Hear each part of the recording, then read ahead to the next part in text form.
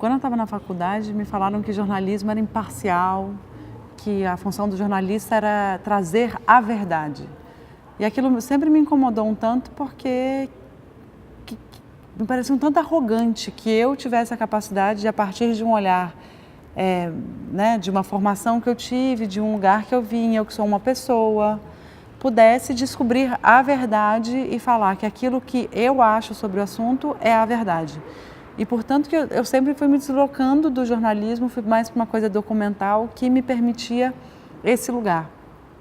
Então, eu acredito que o jornalismo ele é uma busca de compreensão do mundo.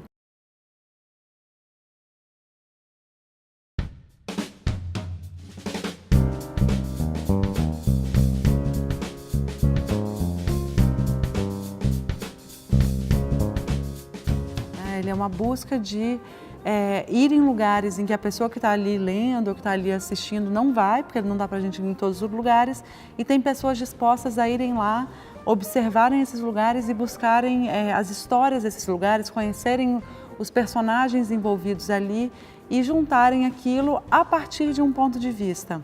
Eu acho que quanto melhor o profissional, mais ele consegue ou deixar claro o ponto de vista dele, né? Eu estou falando isso a partir daqui, deste meu lugar de fala, deste meu lugar de visão, ou que ele consiga realmente buscar múltiplas verdades, né? E dar aquilo ali para que quem esteja assistindo a partir da própria visão consiga se identificar, repudiar, pensar sobre aquilo. Eu acho que o jornalismo que eu admiro é o jornalismo que traz reflexão. Né, que às vezes você começa a ler e fala, não é isso. E aí você começa a entender outros pontos de vista e fala, cara, olha que interessante isso.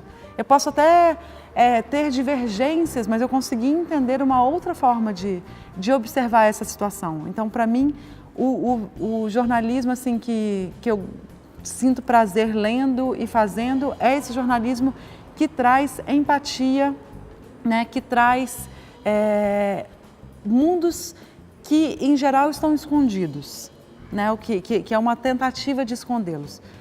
E aí você fala da crise do jornalismo.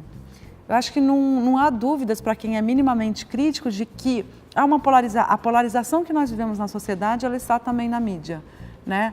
E que eu acho muito interessante que, às vezes, eu vejo o grupo político oposto ao meu falando a mesma coisa que eu falo sobre a mesma mídia. Né? Eu pertenço à esquerda, a um grupo que se declara de esquerda, que a esquerda não é uma coisa, a esquerda são zilhões de coisas, mas dentro desses zilhões de coisas, a esquerda costuma dizer que a grande mídia, ela deturpa e ela não dá a visibilidade que a esquerda merece. Só que aí eu comecei a conversar com pessoas da direita, e bem de direita, que elas falam exatamente a mesma coisa, que a grande mídia... Então, é muito complexo o que a gente está vivendo na mídia. E por mais que eu lamente, inclusive muitas vezes meus pares, né, no sentido de pessoas que veem o mundo com lentes parecidas que a minha, que às vezes eu acho que a gente entra no mesmo jogo que a gente critica, de deturpar a informação ou de fazer recortes um pouco no limite do que a pessoa quis dizer, do que a gente observou daqueles lugares, com a intenção de X ou Y, de ter mais visibilidade, né? Que isso eu acho que acontece num espectro muito grande de mídia, né? Da grande mídia à mídia independente, isso acontece. Eu acho que a gente tem que, né, o jornalista periférico, vocês como jornalismo periférico, eu como jornalista independente, a gente tem que estar atento para a gente não reproduzir o que a gente critica. Por mais que socorra, eu vejo esse momento com grande otimismo. Porque quando eu era adolescente, né, quando eu comecei a acompanhar a mídia, quando eu era secundarista, só tinha uma mídia. Não tinha pluralidade de visões. Não tinha uma mídia independente que muitas vezes chuta a porta e fala, a gente tem um ponto de vista muito claro. Pode até não ter multiplicidade, mas que ela pontua só. Esse mesmo evento aqui que você viu desse jeito, eu estou vendo desse jeito. E me permite, de dentro lá do meu computador, olhar e falar, ok, e eu posso buscar mais coisas e com isso eu me formar. Então, assim, há uma crise na mídia? Há, né? Há várias crises na mídia, mas há algo muito novo e muito bonito que a gente vive, que nem vem só da mídia, né? Do seu lado tem uma secundarista aí sentada com o celular na mão. Então, tem novos agentes o tempo inteiro promovendo novos pontos de vista. E isso das pessoas se empoderarem dos seus celulares e criarem narrativas, qual crise da mídia a gente está vivendo, né? Então, a gente tem como solucionar, a gente tem como repensar e a gente tem que fazer autocrítica. Essa parte que você falou é interessante, né? Hoje cada pessoa consegue criar sua própria narrativa, assim, multiplicando os pontos de vista e gerando debate. Eu queria que você falasse pra gente essa questão do mediativismo. Eu tenho 37 anos, eu me formei em 2003 e na minha faculdade, uma universidade pública, eu fui a primeira turma a ter acesso a câmeras pequenas. E pequena, a gente está falando disso, é a primeira turma, só no meu último ano de faculdade, a ter acesso à ilha digital, ou seja, a um computador. Né? Se a gente for, acho que boa parte de quem assiste jornalismo periférico é de jovens, isso parece do tempo da bisavó, mas não, né? Tipo, não estou tão velhinha assim.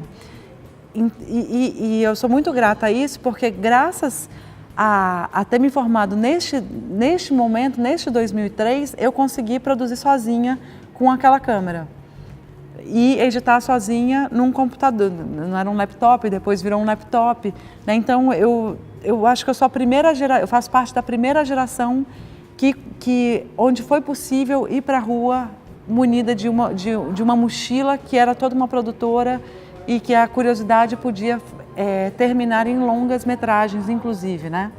Então, é muito rico viver este momento.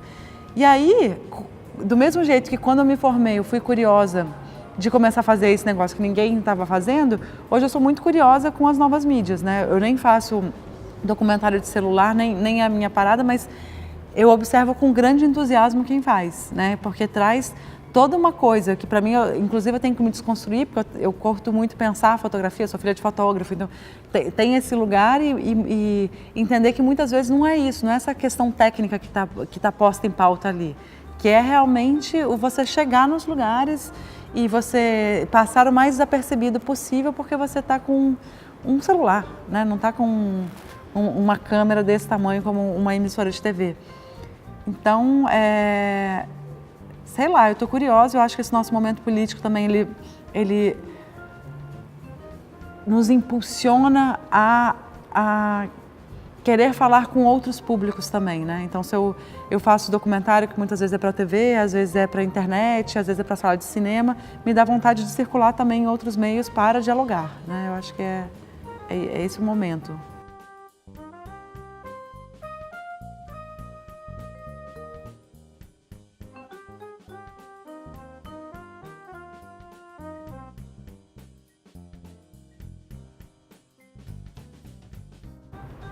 Eu acho que tem uma coisa que une as ocupações, que é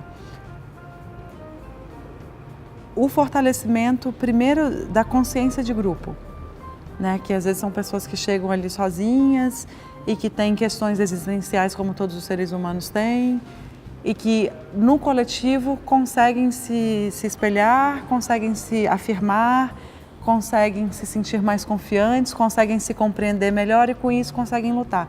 Isso, para mim, é o mais... Se eu estou fazendo agora um documentário sobre o movimento estudantil e sobre essas ocupações, é porque esse movimento me fascina, eu acho ele muito poderoso.